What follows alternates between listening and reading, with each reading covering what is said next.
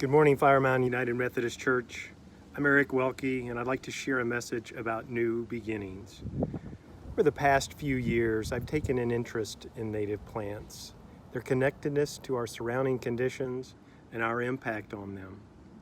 And while I'm only still a novice when it comes to knowing the plants that are native to our area, I've seen firsthand how we, with fully good intentions, think things will always be better if we introduce something new.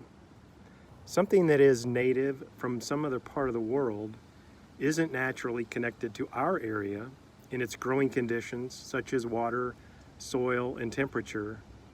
So when we introduce plants that aren't adapted to our area, we have to supplement them with water, soil, or fertilizer to overcome the gaps. The challenge is that these things do supplement short-term benefits. They're only temporary.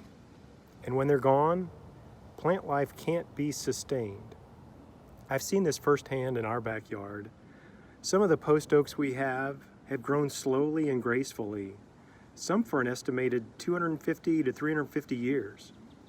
During this time, they've kept a proper balance of above ground growth with below ground growth, a balance that allows them to fill their reserves in times of abundant rain in a way that'll sustain life throughout the times with little to no rain. This is a time that nature is in balance.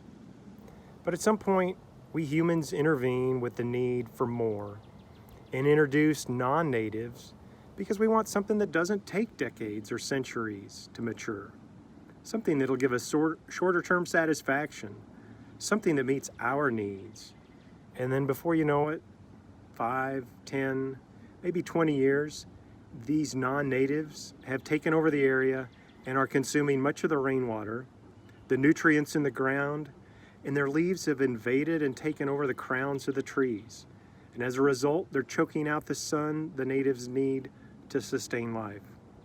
Once this has occurred, it can't be corrected by just some marginal pruning. It takes a complete restart in most cases.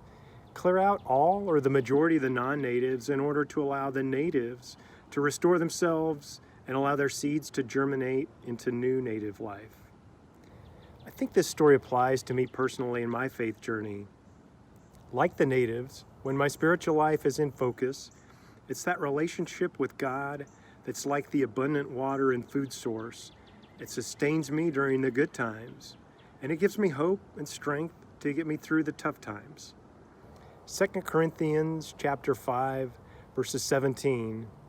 In Paul's second letter to the Corinthians, he says, "So if anyone is in Christ, there's a new creation.